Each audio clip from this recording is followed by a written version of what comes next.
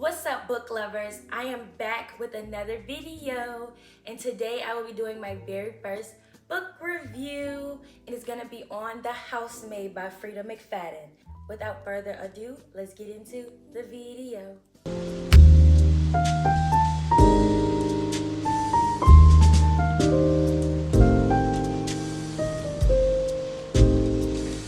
So I just finished The Housemaid by Freida McFadden. It took me about 4 days to finish it. So you're gonna see this video kind of late, but I started it on January 24th. I finished it January 28th. And I feel like I really finished it in 4 days because of I work at a school, so I'm there all day. So I really didn't have all day, every day to read it as much as I would have liked. But overall, it was a pretty good book. Just a little disclaimer, there probably will be a few spoilers, so if you have not really read the book, I advise maybe you skip over that portion of it. I will let you know that I am going to say oh, this is the spoilers, we're going to get to the spoilers. But if you have read the book, then watch this video in the entirety because I think it's going to be good for my very first book review, okay? So anyways, to start off with the book follows the main character of Millie. So the book is spread into 3 parts. So during the first part, it is told from the narrative of Millie in first person, which is a young girl trying to get hired for this family called the Winchesters. So we are opened up kind of with Millie being interviewed by her boss, which is another lead character, Nina. And Nina is just letting her know about the story, and Millie is second doubting herself because she doesn't think she's gonna get hired because of her record, which we don't really know her record yet, but we're gonna be told that soon. And so the story follows Millie, who is gonna be the maid, the housemaid. Of course, she's gonna be a stay-in maid for the Winchesters, and she's going to live there. We have Nina, who is her boss.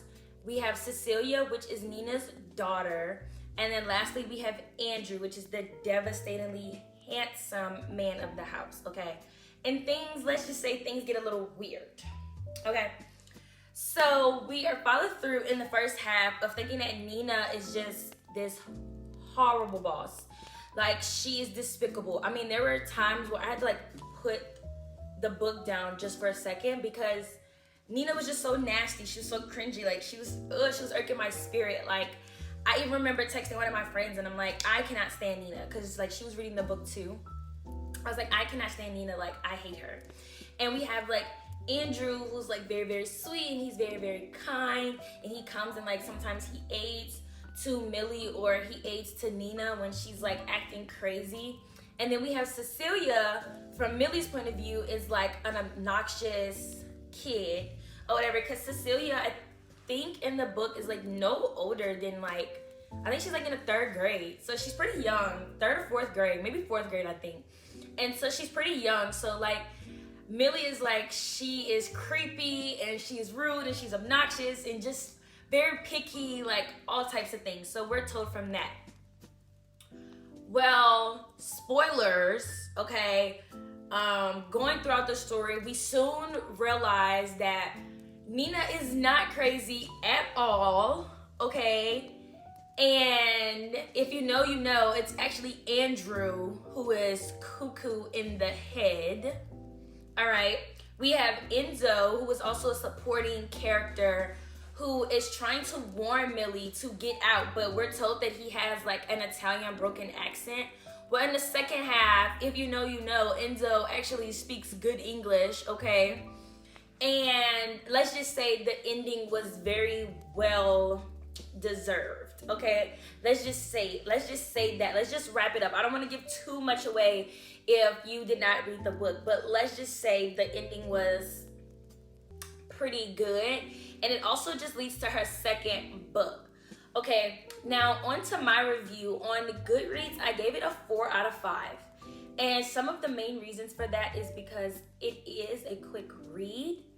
So we got through the book fairly, I got through the book fairly quickly, which I think that's a plus. Also because it's a psychological suspense thriller, which I love, mysteries and thrillers and books like that. So that was also a plus for me. Now, one of the reasons why I cannot give it a 5 out of 5 is because for me, with my writer brain, like I told y'all, I minored in creative writing. So, and at one point in time, my major was English. That's a story for another day. I have plenty of majors. A lot of stories for me is like very expected in a way, especially because I read so many like mystery and thriller books. Some things are kind of just like, oh, okay, like this has to happen in order for this to happen. Like I kind of understand the science in the way behind how books are written sometimes. So it does kind of spoil the experience for me, and I wish that I could like turn it off, but I can't. So that's something that's just me personally. Like some things to me, I'm like, okay, like this is expected, or oh, okay, like this is going to happen, or if it did happen, I'm like, oh, okay. Like it's not like, it wasn't like that to me, okay? Another reason was because of the mental health portrayal in the book. Now, Nina, do not get me wrong, she was wild, okay? She was wild.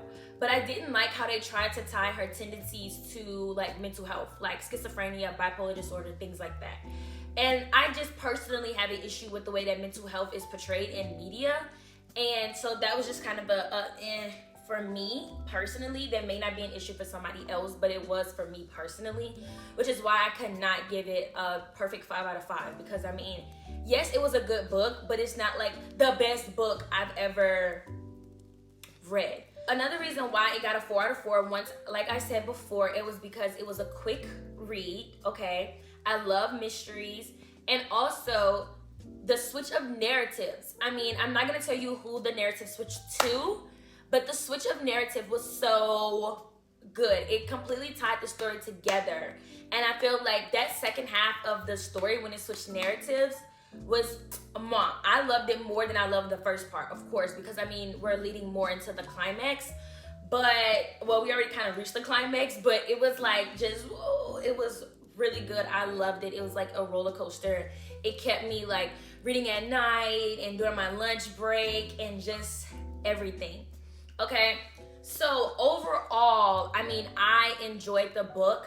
I will not be reading the second book right now, and that's only because I'm taking a break from like reading mysteries and thrillers and things like that. I want to kind of spread out of my genre comfort zone, especially because I'm starting this channel and I want you guys to have like a diverse selection, but I also want to diversify myself on books. And so that is something that I'm trying to push myself to do a little bit more, and I'm super excited to do that, and I'm so glad that this channel is giving me the opportunity to do so. And so that is why I'm not going to read the second half of the book right now. Also, because I got some books from my Libby app, which, you know, your local library, they're only letting me borrow it for about 21 days. So I'm trying to read the books that I have now that I'm getting. And currently I am reading the seven Husbands of Evelyn Hugo. I just heard that it was an awesome book. And so I'm super excited to read that. And also, just for my Valentine's Day book, I will be reading All I've Wanted, All I've Needed by A.E. Valdez. So that would be my Valentine's Day special book, which is new for me because I do not read romance. So this will be, I believe, if I can remember correctly, one of my first romance books that I'm ever gonna read. I am not a romance girl. Like, if you ask my friends who are also like book readers, like, I do not like romance. Like, it's so cheesy to me, like, personally. But I've heard great things about this book, and this book has not really been reviewed a lot, which I do want to try to not read as many popular books, but also to read books that are just as good but probably not getting the same hype. And I'm gonna try to get to some other Valentine's Day books, maybe, I'm not sure, just because depending on like how my Libby app is giving me these books, like I only have the 7 Husbands of Evelyn Hugo for 21 days. So those might be like my next book reviews, along with the Valentine's Day special, which should be coming out like in 2 weeks. I'm ecstatic about that. And we're just gonna see, and we're gonna go from there. But I hope that you guys love this book review. This was my very first one, so I'm glad that I got that done and out the way, and we're just gonna go up from here, and we're gonna continue to persevere and get better at these videos and better with these book reviews. Trust me, I am doing my hardest to make these as entertaining as possible. Do not forget to follow me on Instagram at littleliterary_, which is the same handle as my YouTube, to follow any updates about the page and just to see my posts, my daily posts that I post on there, and just to get, you know, some subscribers on here. Don't forget to press the subscribe button and just continue to follow my journey. So I hope you continue reading, I hope you continue writing, and I hope you continue to love it. I hope that you guys really enjoyed everything. I hope that you have a good time and have a beautiful day. Bye.